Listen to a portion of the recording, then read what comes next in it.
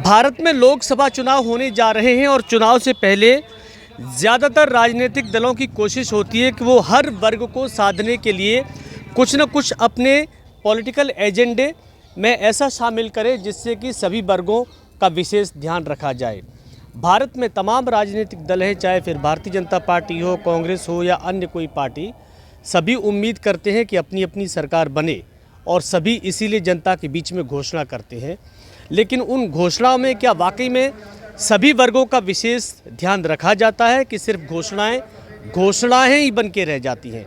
मैं आज ग्वालियर में बात करूंगा मुस्लिम समाज के बुद्धिजीवी वर्ग के लोगों से, क्योंकि लगातार हर वर्ग के लिए कुछ न कुछ पॉलिटिकल पार्टी करती हैं, राजनीतिक दल करते हैं। जब सरकार बनती है तो सरकार की भी कोशिश होती है कि सभी का ध्यान रखा जाए, लेकिन वाकई में मुस्लिम समाज जिसकी भी सरकार बने उससे क्या उम्मीद करता है, क्या चाहता है?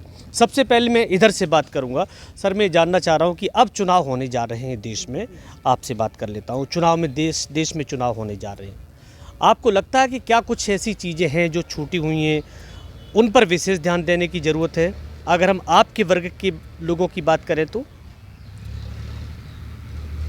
वर्ग की बात की करें तो वर्ग में तो ये है, हम चाहते हैं कि किसी समाज में भेदभाव न किया जाए, सबको स्वतंत्रता बराबर की दी जाए और मनमाने कानून न थोपे जाएं और गरीबों का ख्याल रखा जाए। देश इसी से ही तरक्की करेगा। सभी का ध्यान रखा जाए। आपको भी ऐसा लगता है कि कहीं कोई ऐसी चीज़ अब आना चाहिए जिसमें सभी को ध्यान रखा जाए? लगातार जो मुस्लिम समाज के साथ जो डराने का और धमकाने का जो बीजेपी के द्वारा जो प्रयास किया जा रहा है, हमें ऐसा प्रतीत होता है कि अगर कांग्रेस की सरकार या इंडिया गठबंधन की सरकार बनती है तो हमें ऐसा महसूस है कि मुस्लिम इस देश में सुरक्षित रह पाएगा। क्योंकि जो इंडिया गठबंधन को जो निर्णय जो उन्होंने अभी अपना घोषणा पत्र तैयार किया है, उसमें लगातार मुस्लिम के हितों के लिए ही उसमें घोषणा पत्र में तैयारी की गई है। जो अल्पसंख्यक और बहुसंख्यक लोगों का दोनों का ख्याल उसमें किया गया है और उम्मीद की जा रही है कि मुस्लिम समाज उसमें अपने आप को सुरक्षित महसूस करेगा। बिल्कुल। देखिए, मैं इधर भी आपसे भी बात करूंगा, उससे पहले मैं इधर बात कर लेता हूं। चूँकि भारत का संविधान ये कहता है कि सभी को बराबरी का हक मिलना चाहिए और देश एक धर्मनिरपेक्ष राज्य है जहां सभी को अपना धर्म के अनुसार कार्य करने की स्वतंत्रता और अनुमति है। लेकिन फिर भी ऐसा क्यों लगता है मुस्लिम समाज को कि उनके साथ कहीं कोई ऐसी चीज़ उन्हें नहीं मिल पा रही जिसकी इस देश में ज़रूरत है? मैं आपसे जानना चाह रहा हूँ। सर, आप बताइए, क्या वाकई में ऐसा लगता है कि कहीं कोई चीज़ छूटी हुई है जो मुस्लिम समाज पर ध्यान नहीं दिया जा रहा? देखिए सर, एक्चुअल में जिस जगह से अभी आपने स्टार्ट किया कि हमारा चुनावी माहौल स्टार्ट हो रहा है, चुनावी माहौल, ये चुनावी माहौल नहीं है, ये एक देश का, ये भी एक पर्व है जिसको सारा समाज, चाहे वो हिंदू हो या मुस्लिम हो, सब मिलकर साथ में मनाते हैं। मैंने बचपन में पढ़ा था कि ये जो चुनाव होते हैं वो नागरिकों की मूलभूत जो सुविधाएं होती हैं उसके लिए होते हैं। अगर इसमें से अगर आप धर्म को निकाल दें तो ये सारे देशवासियों के लिए सबसे अच्छा होगा, क्योंकि हर व्यक्ति का अपना विशेष धर्म होता है और वो उस हिसाब से अपनी पूजा अर्चना, नमाज, जो भी उनके वो हैं वो करता है। इसमें जो हमारी मूलभूत सुविधाएं हैं, जो पानी है, सड़क है, बिजली है, इन्हीं लोगों के लिए ये होता था। और ग्वालियर से जो भी या किसी भी सिटी से जो लोग प्रतिनिधित्व करते हैं, उनका मुख्य जो धारा होती थी वो यही होती थी कि शहर को वो आगे लेके जाएं, ना कि किसी धर्म विशेष को या किसी धर्म को या किसी जाति को अपन हर चुनाव में बीच में लेकर आते हैं। चुनाव तो सबका है, किसी एक विशेष वर्ग का तो है नहीं। सारे लोग जो 18 से ऊपर हैं, जिनको वोट डालने का अधिकार है, ये पर्व उनके लिए है। तो हमें सबसे पहले हमारा देश, जो कुरान में भी बताया गया है, हमारी ज़मीन, फिर हमारा शहर, यहाँ हम रहते हैं, हमारा मोहल्ला, तो पार्षद से लेकर राष्ट्रपति तक के जो चुनाव हैं वो हमारी मूलभूत सुविधाओं के लिए हैं। तो अगर सारी जितनी भी पार्टियां हैं, राजनीतिक दल हैं, अगर वो देश को आगे बढ़ाने के लिए लोकसभा के जो चुनाव होते हैं अगर उस पर केंद्रित हों तो सबके लिए बहुत अच्छा है। बिल्कुल, सबके लिए बहुत अच्छा है, क्योंकि देश की बात हो, देश के विकास की बात हो। आपको भी लगता है कि देश की बात और विकास की बात में कहीं किसी धर्म विशेष को ज़्यादा महत्व दिया जा रहा है? जी हाँ, जी हाँ। इसलिए कि ग्वालियर एक बहुत बड़ा शहर है और इसमें जो है ना मुस्लिम समाज को लिया नहीं जाता इलेक्शन में। कोई भी हो, चाहे कोई भी पार्टी हो, एनीवे, आप लोग खुद देख रहे हैं आज भी हमारे यहाँ एक कोई विधायक नहीं है। विधायक तो छोड़िए, हमारे यहाँ कम्युनिटी हॉल नहीं है मुस्लिम, जो हर जगह हर शहर में सबके कम्युनिटी हॉल होते हैं। हमारा योगदान देश के अंदर बहुत रहा, आज़ादी से लेकर अभी तक हमारे पूर्वजों ने बड़ी कुर्बानियाँ दी, लेकिन हमको ऐसा लगता है कहीं हम छूट रहे हैं, देश से हम छूट रहे हैं। क्यों छूट रहे हैं? क्या हम लोग लायक नहीं है क्या? हम लोग एजुकेटेड हैं, हमारे यहाँ भी डॉक्टर इंजीनियर हैं, हम लोग देश के लिए सेवा करते हैं, हम देश को डोनेशन देते हैं, देश के लिए हम क्या नहीं कर रहे, सब कुर्बानियाँ दे रहे हैं, उसके बाद भी हमको क्यों छोड़ा जा रहा है? ये मेरे से आपसे एक पॉइंट है, इसको विशेष तौर पे देश में बताया जाए कि भाई खास तौर से ग्वालियर में एक भी हमारा विधायक नहीं है। बिल्कुल, बहुत अच्छी बात कही है। राजनीति में लगता है कि लोगों को मौका देना चाहिए और कहीं मौका नहीं मिल पा रहा। मध्य प्रदेश में बाकी जगह तो है, भोपाल में भी है और भी कई ज़िलों में मुस्लिम समाज को कई पॉलिटिकल पार्टियों ने टिकट दिए हैं। बिल्कुल मिलना चाहिए, मौका तो देना चाहिए। हर समाज को समानता का अधिकार है, वोट का अधिकार है, तो इलेक्शन लड़ने का भी अधिकार है, तो सभी को हमें मौका देना चाहिए, है ना। सारी पार्टियों को, मुस्लिम समाज को देना चाहिए मौका। अभी पूरे मध्य प्रदेश में कांग्रेस ने 2 सीटें जीती और दोनों सीटें मुस्लिम समाज ने निकाली। मध्य प्रदेश में कांग्रेस ने 2 सीटें विधानसभा की दी और दोनों सीटें मुस्लिम समाज ने निकाल के दी। कांग्रेस ने तो 66 सीटें जीती मध्य प्रदेश में। हाँ, विधानसभा चुनाव जो हुआ था मुस्लिम समाज को नहीं दिया। हाँ, मुस्लिम समाज को, मुस्लिम समाज की बात कर, मुस्लिम समाज की बात। मैं समझ गया।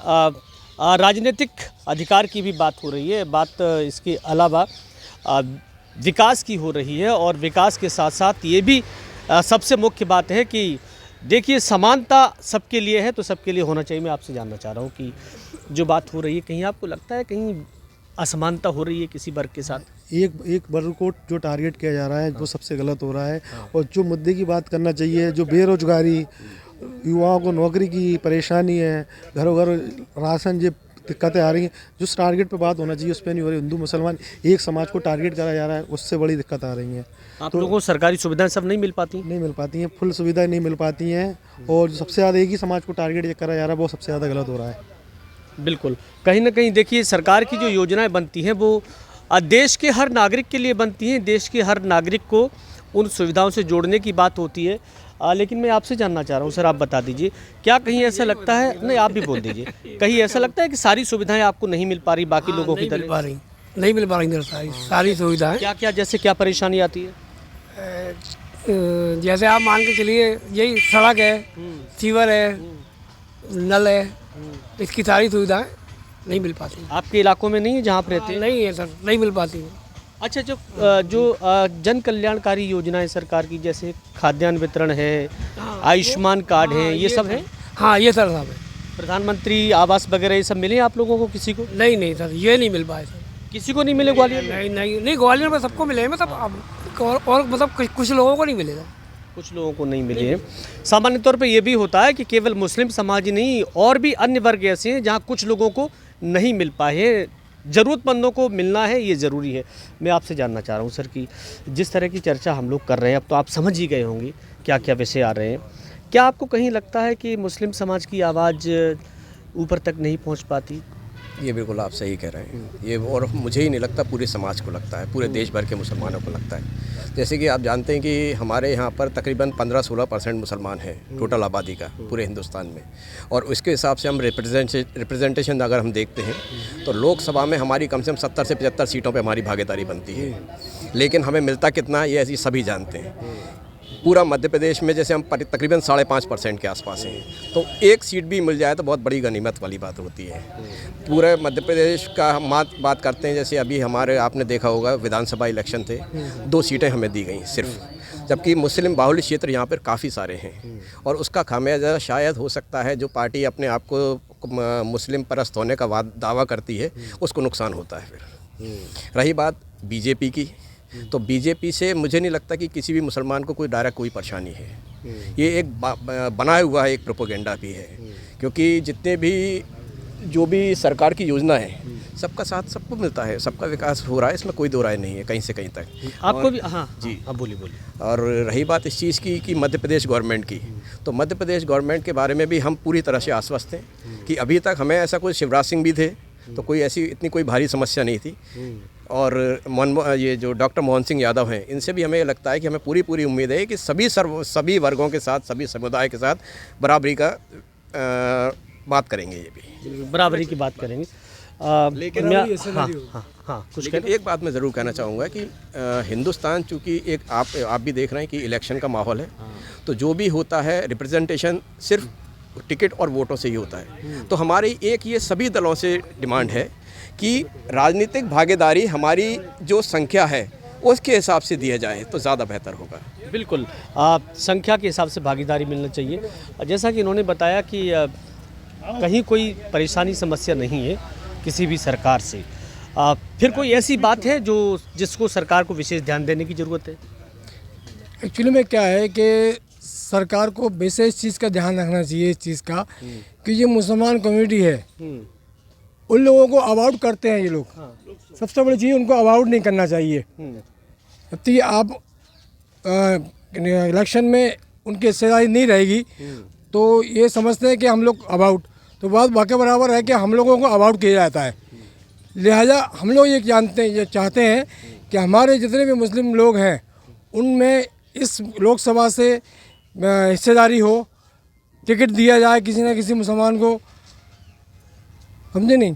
तो वो ये है कि टिकट के लिए हम लोग ये कोशिश करते हैं कि भाई हम सब लोग मुस्लिम हो गए, एक मुसलमान तो कम से कम लोकसभा में जाए ग्वालियर से। ग्वालियर तो सीट एक ही है ना, तो एक तो जाए कम से कम, हम तो कोशिश कर रहे हैं। बिल्कुल, आप कोशिश कर रहे हैं। गारंटी है और भी लोगों की गारंटी है।